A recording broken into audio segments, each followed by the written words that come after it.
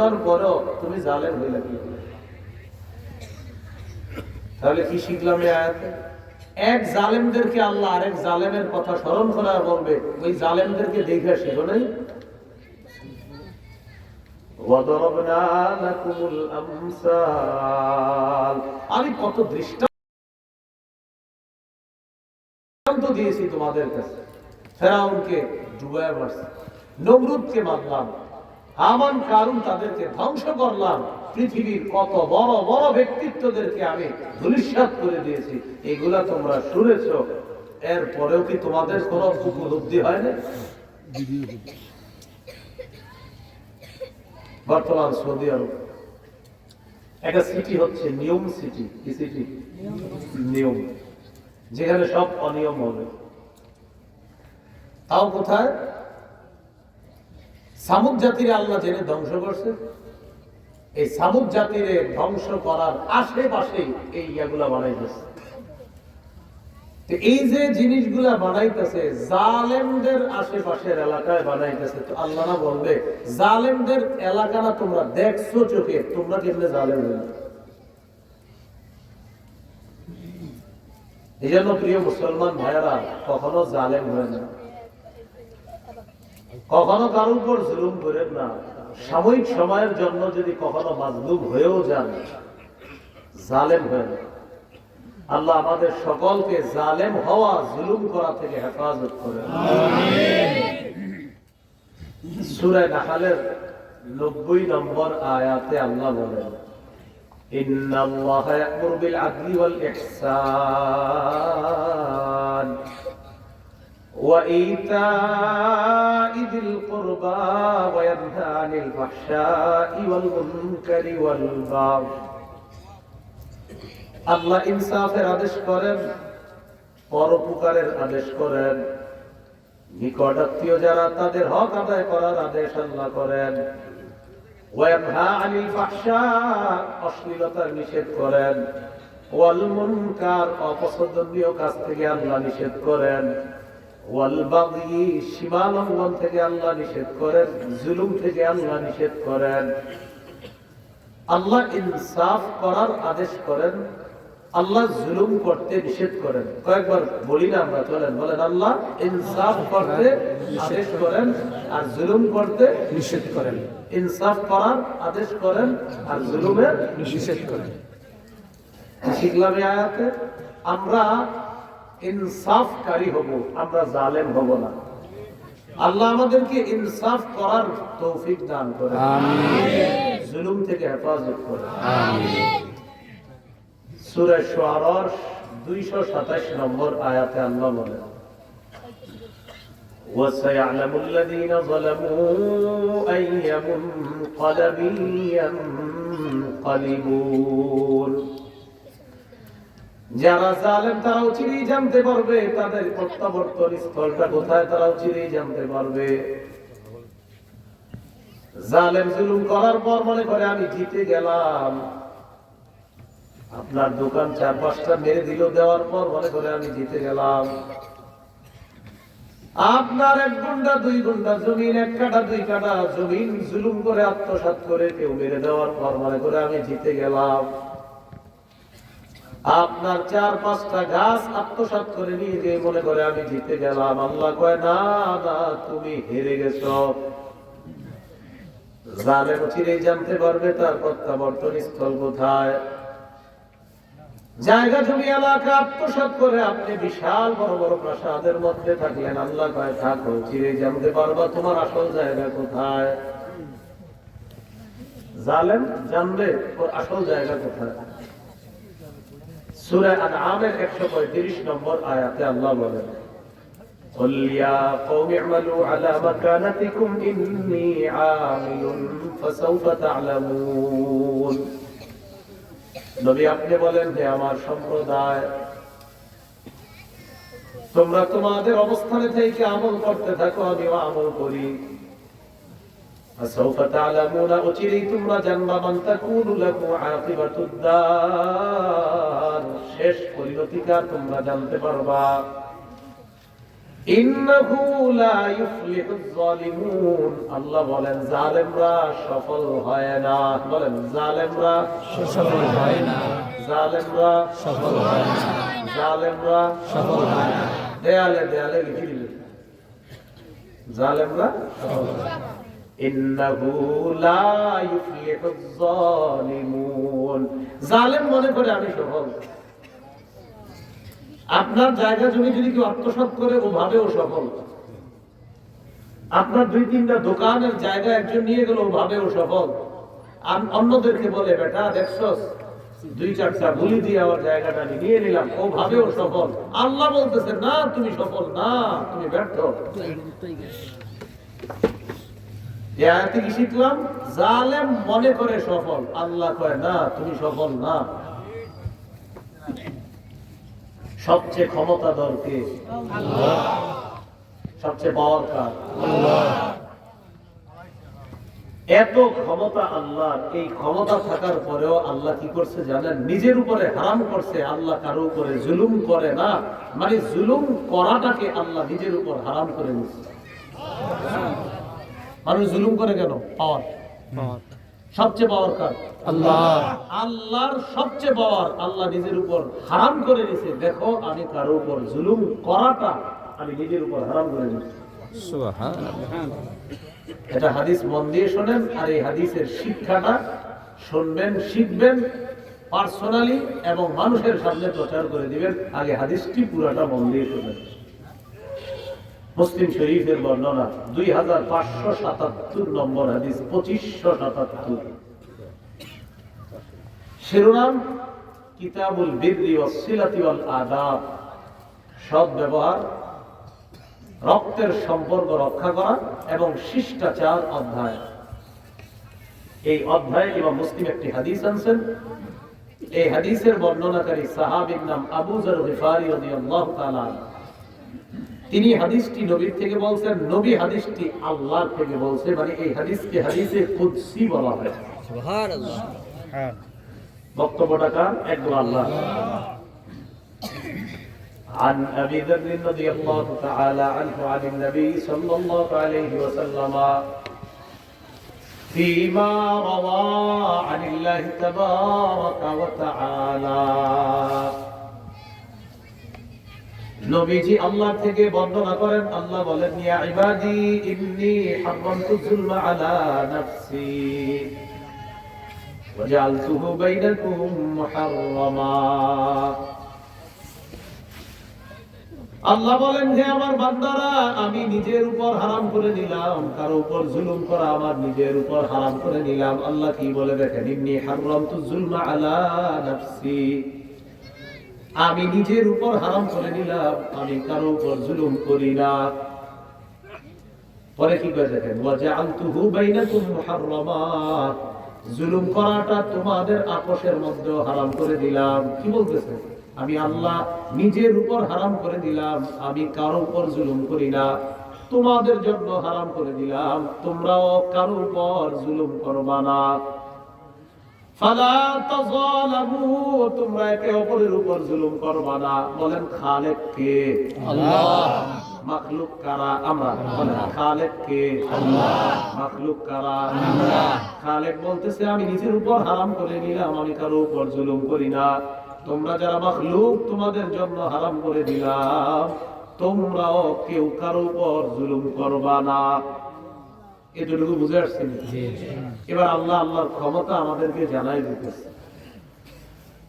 ইয়া ইবাদি কুল্লুকুম দাল্লুন ইল্লা মান হাদাইতুহু ফাস্তাহদুনি আহদিকুম।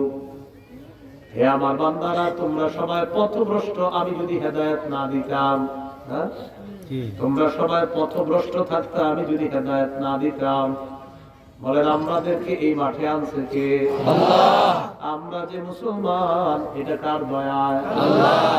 আল্লাহ বলেন তোমরা সবাই পথভ্রষ্ট থাকতে, আমি যদি হেদায়েত না দিতাম। ফাস্তাহদুনি আহদিকুম, আমার কাছে হেদায়েত চাও, আমি তোমাদেরকে হেদায়েত দিব। সুবহানাল্লাহ। এজন্য আল্লাহ শিখিয়ে দিয়েছে হেদায়েত বাড়াও, ইহদিনাস সিরাতাল মুস্তাকিম। আল্লাহ আমাদেরকে সঠিক পথের হেদায়েত দেন, রাস্তা দেখান। এর আগের আয়াত কি? ইয়্যাকা না'বুদু ওয়া ইয়্যাকা নাস্তাঈন। আল্লাহ, আমরা আপনারই ইবাদত করি, আপনার কাছে সাহায্য প্রার্থনা করি। আজকে আমার কাছে সাহায্য চাও, জি কি চাও? তখন আমরা বলি ইহদিনাস সিরাতাল মুস্তাকিম। আল্লাহ সরল পথে আমাদেরকে পরিচালনা করবেন, আমরা এটাই চাই আপনার কাছে।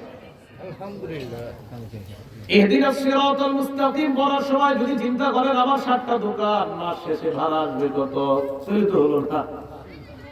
আর চিন্তা করতে হবে এখানে হেদায়েতের কথা, আল্লাহর কাছে দোয়া করো। সিরাতাল্লাযীনা আন'আমতা আলাইহিম, তাদের পথ যাদেরকে আপনি নিয়ামত দিয়েছেন। দুনিয়ার কত মানুষকে আল্লাহ নিয়ামত দিয়েছে, কাফের বেঈমানদেরকেও তো নিয়ামত কম দেয় নাই। হ্যাঁ, না মাবুদ তাদের নিয়ামত না। উলাইকাল্লাযীনা আন'আমাল্লাহু আলাইহিম মিনান নাবিয়্যিন ওয়াস সিদ্দীকিন ওয়াশ শুহাদা'i ওয়াস সালিহিন। নবী, সিদ্দিক, শুহাদা, সালেহিন যারা, তাদের যেই রাস্তা, আল্লাহ আমাদেরকেও ওই রাস্তা আপনি দেখা দেন। তাহলে আমরা সবাই পথভ্রষ্ট থাকতাম, কে যদি হেদায়েত না দিতেন? বলেন আলহামদুলিল্লাহ। এরপর আল্লাহ বলেন ইয়া ইবাদি কুল্লুকুম জাইউন। ভলান্টিয়ার যারা আছেন ভাইদেরকে একটু সুন্দর করে বসায় দেন। ভলান্টিয়ার ভাইরা সবাইকে সুন্দর করে একটু বসায় দেন। হ্যাঁ, সুন্দর করে বসায় দেন। মাশাআল্লাহ।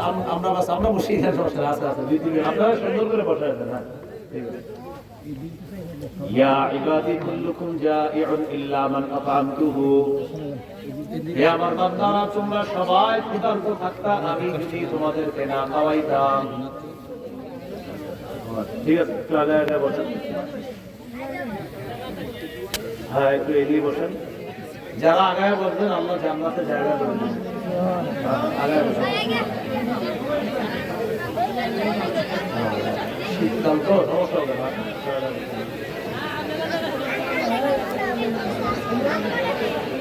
মাশাআল্লাহ, মাশাআল্লাহ, ঠিক আছে। আমরা জিকিরের সাথে আগাই, কথা না বলে আমরা জিকিরের সাথে আগাই।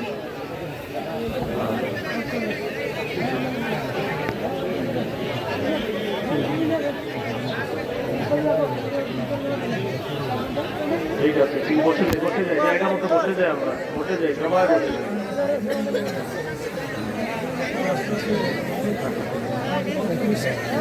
বসে যাই, জি জি, মাশাআল্লাহ। ঠিক আছে, আল্লাহ আপনাদের সকলকে হেদায়েত দান করেন। আমিন। আল্লাহ রাব্বুল আলামিন বলেন ইয়া ইবাদি কুল্লুকুম জাইউন ইল্লা মান আত'আমতুহু। হে আমার বান্দারা, তোমরা সবাই ক্ষুধার্ত থাকতা, আমি যদি তোমাদেরকে না খাওয়াইতাম। বলেন আমাদেরকে খাওয়ায় কে? আল্লাহ। আল্লাহ বলেন ফাস্তাত'ইমুনি উত'ইমকুম, আমার কাছেই তোমরা খাবার চাও, আমি তোমাদেরকে খাবার খাওয়াই। এই জন্য মনে রাখবেন, এক লোকমা ভাত মুখের মধ্যে দিলাম, এই ভাত যখন আমাদের গলা দিয়ে পেটের মধ্যে যায়, বিশ্বাস করেন আল্লাহ যদি না চায় ভাতটা পেটের মধ্যে যাবে না, গলায় আটকে যেতে পারে। আল্লাহ চেয়েছেন বলে ভাতটা পেটের মধ্যে যায়, তাই পেটে যাওয়ার সাথে সাথে বলবেন আল্লাহুম্মা লাকাল হামদু ওয়া লাকাশ শুকরু। আল্লাহ, সমস্ত প্রশংসা আপনার, সমস্ত কৃতজ্ঞতা আপনার, সমস্ত শুকরিয়া আপনার। আপনি যদি না চাইতেন এই খাবারের লোকমা আমার পেটে যাইত না। এক ঢোক পানি আপনি পান করলেন, করার পর এই পানির ঢোকটা আপনার গলার মধ্যে আটকে যেতে পারতো, মাঝে মাঝে দেখবেন আটকায়া যায়। আল্লাহ যদি না চাইতেন এই ঢোকটা আপনার পেটে যাইত না। ঢোক যাওয়ার সাথে সাথে বলবেন আল্লাহুম্মা লাকাল হামদু ওয়া লাকাশ শুকরু। সমস্ত প্রশংসা আপনার, শুকরিয়া আপনার। এর পরের ভাগের লোকমাটা, পানির ঢোকটা আপনার গলায় যাবে কিনা জানেন কে? আল্লাহ। আল্লাহ বলেন ইয়া ইবাদি কুল্লুকুম জাইউন ইল্লা মান আত'আমতুহু। তোমরা সবাই ক্ষুধার্ত থাকতা, আমি যদি না খাওয়াইতাম। আমার কাছে খাবার চাও, আমি তোমাদেরকে খাবার খাওয়াবো। এরপর আল্লাহ বলেন ইয়া ইবাদি কুল্লুকুম আর ইল্লা মান কাসাউতুহু। হে আমার বান্দারা, তোমরা সবাই উলঙ্গ থাকতা, আমি যদি পোশাক না পরাইতাম। রাত 12টা, 1টা, 2টা, 3টা বাজে যখন রাস্তা দিয়ে চলবেন, চলার সময় দেখবেন রাস্তার আশেপাশে অনেক মানুষ দেখা যায় যাদের পরনে এই শীতের মধ্যেও কোনো কাপড় নাই। আমার আপনার প্রতি আল্লাহ কত মায়া, আমাদেরকে কাপড় পরায়, আরো শীতের কাপড় পরিয়ে কত মায়া করে আল্লাহ এখানে বসায় রাখে। কত দয়া আল্লাহ। একটু ভাবেন না নিজেরে যে ওইখানে যে লোকটার গায়ে কাপড় নাই, সেখানে আমি আপনি নাই, আল্লাহর শুকরিয়া আমাদেরকে এখানে রাখে। তো আল্লাহ বলেন আমি যদি না চাই তোমার শরীরে কাপড় থাকবে না। ফাস্তাকসুনি আকসুকুম, আমার কাছে পোশাক চাও, আমি তোমাদেরকে পোশাক দেই। ইয়া ইবাদি ইন্নাকুম লান তাবলুগু দাররি ফাতাদুররুনি ওয়া লান তাবলুগু নাফঈ ফাতানফাউনি। হে আমার বান্দারা, তোমরা সবাই মিলে যদি আমার ক্ষতি করতে চাও, ক্ষতি করতে পারবা না। সবাই মিলে যদি আমার উপকার করতে চাও, উপকারও করতে পারবা না। আমরা সবাই মিলে চাইতেছি আল্লাহ আপনার ক্ষতি করবো, আল্লাহ পারবা না। সবাই মিলে চায় আল্লাহর উপকার করতে, আল্লাহ না, তুমি আমার কি উপকার করবা, কি ক্ষতি করবা আমার, আমি আল্লাহ কারো মোকাবেক কিনা, তোমরা সব আমার মোকাবেক। পরের বক্তব্যটা দেখেন আল্লাহ কি বলে, ইয়া ইবাদি ইন্নাকুম তুখতিউনা বিল-লাইলি ওয়ান-নাহার ওয়া আনা আগফিরুয যুনুবা জামিআ। তোমরা দিনে গুনাহ করো, রাতের বেলা গুনাহ করো, আমি আল্লাহ সব গুনাহ মাফ করে দেই। সুবহানাল্লাহ। ফাস্তাগফিরুনি আগফির লাকুম, আমার কাছে তোমরা ক্ষমা চাও, আমি তোমাদেরকে ক্ষমা করে দিব। সুবহানাল্লাহ। জামার মধ্যে ময়লা লাগলে সাবান, ময়লা না থাকলে আতর, ময়লা লাগলে সাবান, ময়লা না থাকলে আতর হলো সুবহানাল্লাহ, সাবান হলো আস্তাগফিরুল্লাহ। কলবে যদি ময়লা না থাকে তাহলে সুবহানাল্লাহ, কলবে যদি ময়লা থাকে তাহলে আস্তাগফিরুল্লাহ। ময়লা থাকা মানে গুনাহ থাকা, গুনাহ থাকলে আস্তাগফিরুল্লাহ দ্বারা পরিষ্কার করা, পরিষ্কার হয়ে যাওয়ার পর সুবহানাল্লাহ দ্বারা কলবটা সুন্দর করে নেওয়া। সুবহানাল্লাহ। বুঝতে পারছেন? ময়লা থাকলে আস্তাগফিরুল্লাহ, গুনাহ থাকলে আস্তাগফিরুল্লাহ। গুনাহ কম তো এবার কলব সাজাও, সুবহানাল্লাহ। কামগত সবই আছে, এইজন্য গুনাহ কমানো, ইস্তেগফার দিয়া কলব সাফ করা, সুবহানাল্লাহ দিয়া কলব সুন্দর করা। সুবহানাল্লাহ। পড়ে আস্তাগফিরুল্লাহ, আস্তাগফিরুল্লাহ, আস্তাগফিরুল্লাহ, আস্তাগফিরুল্লাহ। এটা যে কত উপকার। আল্লাহ বলেন ইস্তাগফিরু রাব্বাকুম ইন্নাহু কানা গাফফারা। ইস্তেগফার করো, এক নাম্বার উপকার, আল্লাহ তোমাদেরকে মাফ করে দিবেন। সুবহানাল্লাহ। 2 নাম্বার, ইউরসিলিস সামাআ আলাইকুম মিদরারা, আসমান থেকে মুষলধারে বৃষ্টির ন্যায় রহমত বরকত দিবেন আল্লাহ। সুবহানাল্লাহ। 3 নাম্বার, ওয়া ইউমদিদকুম বিআমওয়াল, যাদের সম্পদ নাই ইস্তেগফার বেশি বেশি করো, আল্লাহ তোমাদেরকে সম্পদ দ্বারা সাহায্য করবেন। 4 নাম্বার, ওয়া বানিনা, যাদের সন্তান নাই এখানে সেখানে না দৌড়ায় ইস্তেগফার পাঠ করো, আল্লাহ বলেন আমি আল্লাহ তোমাদেরকে সন্তান দান করব।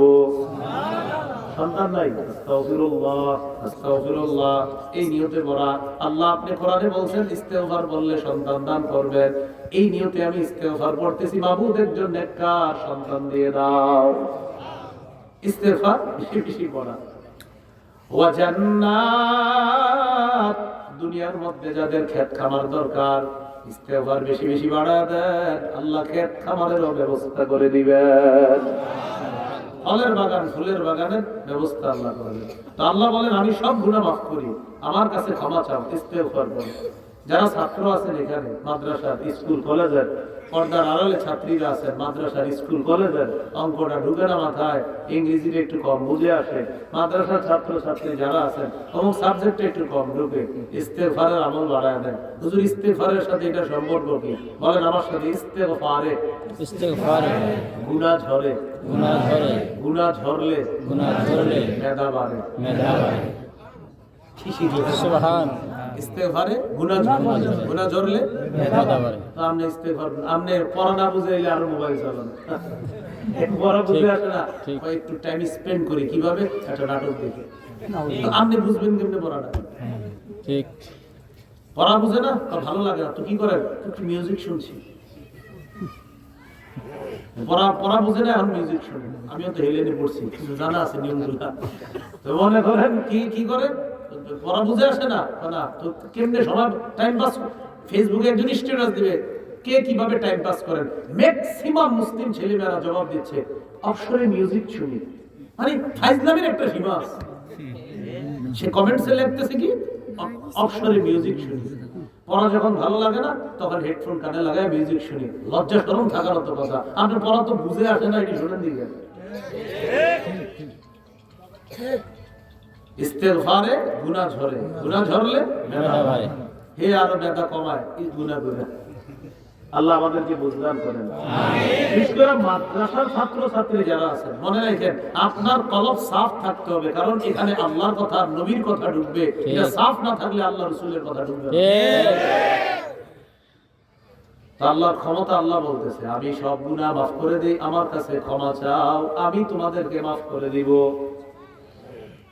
এরপর আল্লাহ বলেন ইয়া ইবাদি লাউ আন্না আউওয়ালাকুম ওয়া আখিরাকুম ওয়া ইনসাকুম ওয়া জিন্নাকুম কানু আলা আতকা কলবি রাজুলিন ওয়াহিদিন মিনকুম মা যাদা ফি মুলকি শাইআ। সারা পৃথিবীর সব মানুষ যদি এমন মানুষের মতো হয়ে যায় যার কলবের মধ্যে আল্লাহর ভয় সবচেয়ে বেশি, মানে সারা পৃথিবীর মানুষগুলো যদি আল্লাহওয়ালা হয়ে যায়, মুত্তাকি হয়ে যায়, দুনিয়াতে আর কোনো অপরাধ থাকবে না। সারা দুনিয়ার মানুষগুলো যদি মুত্তাকি হয়, আল্লাহওয়ালা হয়, আল্লাহ বলেন মা যাদা ফি মুলকি শাইআ, আমার রাজত্বে একটুও বাড়বে না। রাজত্বে একটুও মানে সারা দুনিয়ার সবাই ভালো হয়ে গেছে, আল্লাহ বলছে ঠিক আছে ভালো হয়েছে, তুমি বললাম আল্লাহ আমরা ভালো হয়েছে, আমি বললাম হ্যাঁ তুমি বললাম, আমার রাজত্বে একটু বাড়ে না। ঠিক। এরপর আল্লাহ বলেন ইয়া ইবাদি লাউ আন্না আউওয়ালাকুম ওয়া আখিরাকুম ওয়া ইনসাকুম ওয়া জিন্নাকুম কানু আলা আফজালি কলবি রাজুলিন ওয়াহিদিন মিনকুম। সারা পৃথিবীর সব মানুষ যদি তোমরা খারাপ হয়ে যাও, খারাপ হওয়ার পর যদি মনে করো আমরা সব খারাপ, দুনিয়াটা একটু উল্টে এলাম, আল্লাহ কয় তো কি হয়েছে? আল্লাহ আমরা যেহেতু খারাপ হয়েছি কিছু হয় নাই। আল্লাহ কয় মা নাকাসা যালিকা মিন মুলকি শাইআ, আমার রাজত্বে একটুও কমে নাই। ঠিক। তাহলে আপনারা বুঝে বলবেন আমরা সবাই ভালো হয়ে গেলে আল্লাহ রাজত্ব একটুও বাড়ে না, আমরা সবাই যদি খারাপ হয়ে যায় আল্লাহ রাজত্ব একটুও কমে না। এবার বুঝে শুনে আবার বলেন আমরা ভালো, সবাই ভালো হয়ে গেল আল্লাহ রাজত্বে বাড়ে না, সবাই খারাপ হয়ে গেল আল্লাহ রাজত্বে কমে না। কি শিখলাম? ভালো হলে আমাদের লাভ, খারাপ হলে আমাদের ক্ষতি। সর্বশেষ এই হাদিসে আল্লাহ কি বলে দেখেন, ইয়া ইবাদি লাউ আন্না আউওয়ালাকুম ওয়া আখিরাকুম ওয়া ইনসাকুম ওয়া জিন্নাকুম কানু ফি সাঈদিন ওয়াহিদ। সারা পৃথিবীর আদি অন্ত জিন ইনসান নারী পুরুষ সবাই যদি একটা মাঠের মধ্যে দাঁড়ায় যায়, দাঁড়ানোর পর ফাসআলুনি, আমার কাছে যদি সাহায্য চায়, ফাআতাইতুহু, আমি তাকে যদি সাহায্য করি, সারা পৃথিবীর জিন ইনসান আদি অন্ত আদম থেকে কিয়ামত পর্যন্ত যত মানুষ ইনসান সবাই যদি আমার কাছে চায়, জিনরাও ইনসানরাও সবাই আমার কাছে চায়, আল্লাহ বলেন ফাআতাইতু কুল্লা আহাদিন মাসআলা, আমি এট এ টাইম এক মুহূর্তে সবাইকে আমি আল্লাহ দিয়ে দিলাম। সবাই একসাথে চাইছে, আমি গাড়ি চাইছি, উনি বাড়ি চাইছে, উনি 10 লাখ টাকা, এরকম প্রত্যেকে এক সময় চাইছে আল্লাহ, আল্লাহ এটা দেবে এটা দেবে, তো আমরা টেনশন একই সময় এত জনে চাইতেছি। আল্লাহ পায় আদম থেকে কিয়ামত পর্যন্ত সবাই একসাথে যদি চাও জিন ইনসান, আমি ওই মুহূর্তেই সবাইকে যদি দিয়ে দেই, তোমাদের মাথায় আসতে পারে একসাথে আল্লাহ না জানি কত কিছু দিয়ে দিছে। আল্লাহ পায় কি দিছি জানো? মা নাকাসা যালিকা মিম্মা ইনদি ইল্লা কামা ইয়ানকুসুল মিকিয়াত ইযা উদখিলাল বাহরা। আল্লাহ বলেন সমুদ্রের মধ্যে একটা সুই ডুবিয়ে দেওয়ার পর এই সুইটা যখন উঠানো হয়, সুইয়ের মাথার মধ্যে পানির সামান্য একটা মাছির দানার মতো দেখা যায়, আবার দেখা যায় না, মাছির ছোট্ট মাথার মতো দেখা যায়, আবার দেখা যায় না। এই যে সমুদ্র থেকে সুই উঠানোর পর সুয়ের মাথায় যেমন সামান্য কমে না, এর মানে সুয়ের মাথায় পানি দেখা যায় যায় না, এই সুয়ের মাথায় পানিটা কমা মানে সমুদ্রের কোনো ক্ষতি হয় না। মনে করো আমি তোমাদের সারা দুনিয়াকে একসাথে আমি আল্লাহ দিয়ে দিলাম, সুয়ের মাথা যেটা দেখা যায় অতটুকু তোমাদেরকে দিলাম, আর সমুদ্র আমি আল্লাহর কাছে রেখে দিলাম। একসাথে দিয়েছে, একসাথে সবাই দিয়েছে, এবং যা চাইছে সব দিয়েছে। এটা আল্লাহ বুঝানোর জন্য বলছে, তোমার মাথায় আসতে পারে কতটুকু কমছে। আল্লাহ কয় যে শুয়ের মাথায় যদ্দূর দেখা যায় মনে করে দাও ওটুক পুরা দুনিয়ারে দিয়ে দিলাম, বাকিটা আমার কাছে রাখছে। এখন আসেন মূল শিক্ষায়। হাদিস যেটা বললাম এটা শিক্ষাটা কি? সবচেয়ে ক্ষমতা কার? আল্লাহ। আল্লাহ বলেন আমার এত ক্ষমতা, সব একসাথে দেওয়ার পরেও আমি আল্লাহ নিজের উপর হারাম করলাম, কারো উপর জুলুম করি না। আমার এত ক্ষমতা, এত পাওয়ার, আমি কারো উপরে জুলুম করি না। এটা আপনাদেরকে বলার জন্য পুরো লম্বা বর্ণনাটা শোনাইলাম যে আমার এত ক্ষমতা, এত পাওয়ার, এরপরে আমি কারো উপরে জুলুম করি না। এটাই বললেন ইন্নী হারামতু যুলমা আলা নাফসি, আমি নিজের উপর হারাম করে নিলাম, আমি আল্লাহ কারো উপর জুলুম করি না। সহিহ বুখারীর বর্ণনা 1486 নম্বর হাদিস, 1486। এই হাদিসের বর্ণনাকারী আব্দুল্লাহ ইবনে আব্বাস রাদিয়াল্লাহু তাআলা আনহুমা, তিনি বলেন عن عبد الله بن عباس رضي الله تعالى عنهما قال قال رسول الله صلى الله عليه وسلم لمعاذ بن جبل رضي الله تعالى عنه حين بعثه إلى اليمن, নবীজি তার এক সাহাবী মুআজ ইবনে জাবাল রাদিয়াল্লাহু তাআলা আনহুকে গভর্নর বানিয়ে ইয়ামান দেশে পাঠাইতেছে। কোন দেশে? পাঠানোর সময় বলে, মুআজ আমি তোমাকে গভর্নর হিসাবে এক এলাকায় পাঠাইতেছি, তোমার একটা দায়িত্ব আছে, তোমার একটা পাওয়ার আছে, তোমার একটা দায়িত্ব আছে, তোমার একটা পাওয়ার আছে। তাবলীগ জামাতের আমির যিনি হয়, 20 জনের আমির বা 15 জনের আমির, এটাও কিন্তু তার একটা দায়িত্ব, কর্তব্য। আপনাদের এই এলাকার মধ্যে 10-12 জনের একটা কাফেলা ত্রাণ দেওয়ার জন্য পাঠাইলেন উত্তরবঙ্গে, একজনের নেতা বানায় দিচ্ছেন, তারও একটা পাওয়ার আছে। অর্থাৎ নেতৃত্ব এই যে দিলেন আপনি একজনকে, এটা তার আলাদা একটা পাওয়ার। তো নবীজি বলতেছে, মুআজ আমি যে তোমারে পাঠাইতেছি ইয়ামানে, তুমি গভর্নর, হ্যাঁ তোমার আলাদা একটা পাওয়ার আছে। তবে কিছু কথা শোনো মুআজ, নবীজি কি বলে দেখেন, ইন্নাকা সাতাতি কওমান আহলা কিতাব, তুমি এমন এক এলাকায় যাও, এমন এক সম্প্রদায়ের কাছে যাইতেছো যে সম্প্রদায়ের মানুষগুলো হলো আহলে কিতাব, যারা অন্যান্য ধর্মের কিতাবের অনুসারী। ফাইদা জিতাহুম ফাদউহুম ইলা আইয়াশহাদু আল্লা ইলাহা ইল্লাল্লাহ ওয়া আন্না মুহাম্মাদার রাসূলুল্লাহ।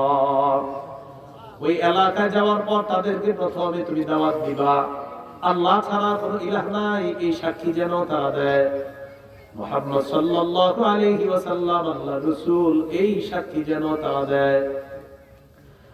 ফাইনহুম আতাউ লাকা বিযালিকা, তারা যদি তোমার এই কথাটা মেনে নেয়, ফাখবিরহুম আন্নাল্লাহ ক্বাদ ফারাদা আলাইহিম 5 সালাওয়াতিন ফি কুল্লি ইয়াউমিন ওয়া লাইলা, তারা যদি তোমার কথাটা মেনে নেয় তাদেরকে তুমি জানায় দিবা আল্লাহ তাদের উপর 5 ওয়াক্ত নামাজ, দিনে এবং রাতে 5 ওয়াক্ত নামাজ ফরজ করছে।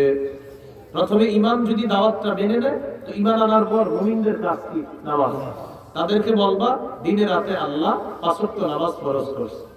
শেষের কথাটা কি করে দেখেন, নবীজি বলেন, মুআজ ফাইনহুম আতাউ লাকা বিযালিকা, তারা যদি তোমার নামাজের দাওয়াতটা মেনে নেয়, ফাখবিরহুম আন্নাল্লাহ ক্বাদ ফারাদা আলাইহিম সাদাকাতান, তাদেরকে জানায় দিবা আল্লাহ তাদের উপর যাকাত ফরজ করছে।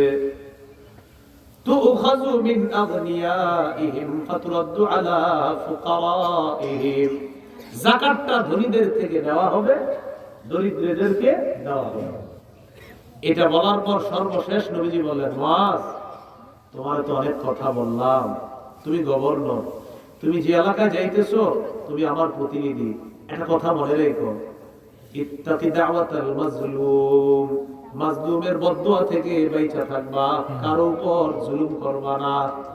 কি কইতেছে, তোমার আমি গভর্নর বানায় পাঠাইতেছি, মানুষ অন্যায় করবে, শাস্তিও আছে, কিন্তু তুমি শাস্তিটা অতটুকু দিবা যতটুকু কোরআনে আছে, যতটুকু হাদিসে আছে।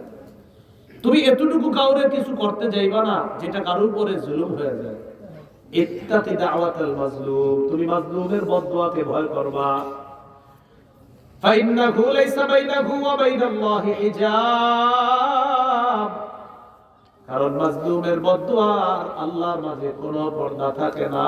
মাজলুমের বদদুয়া সরাসরি আল্লাহর কাছে পৌঁছে যায়।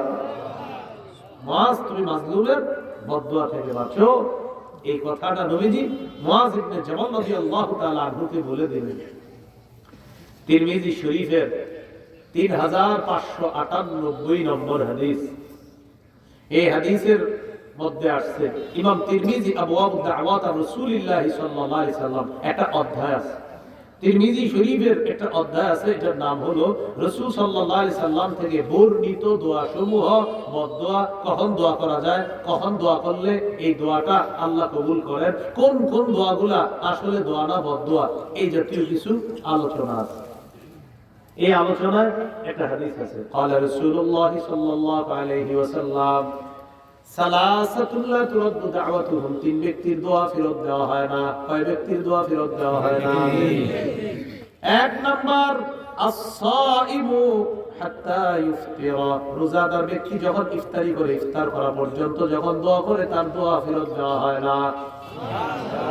দুই নাম্বার হল ইমামুল আদিল, ন্যায়পরায়ণ শাসক যখন দোয়া করে তার দোয়া ফেরত দেওয়া হয় না।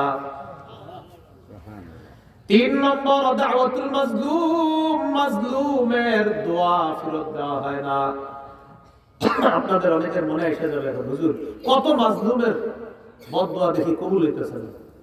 হইতে পারে আপনাদের মনে এটা আসতে পারে, কিন্তু হাদিস পুরাটা যখন শুনবেন তখন আর ঝামেলা হবে না। পুরাটা শুনেন কি কয়, দাওয়াতুল মাজলুম, মাজলুমের বদদোয়া ফেরত দেওয়া হয় না। নবী বলেন ইয়ারফাউহা ফাওকাল গামাইম, তাদের দোয়াগুলা আল্লাহ মেঘের উপর উঠায় নেয়। সুবহানাল্লাহ।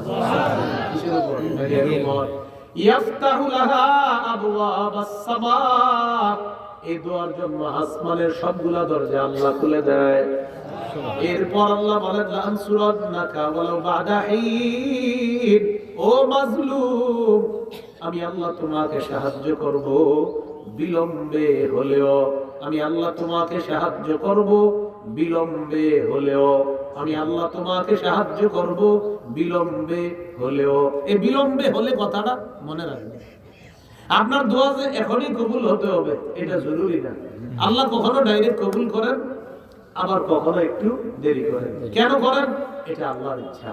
আল্লাহ বলেন আমি তোমার দোয়া কবুল করবই, আমি তোমাকে সাহায্য করবই মাজলুম, একটু দেরিতে হলেও আমি তোমাকে সাহায্য করব।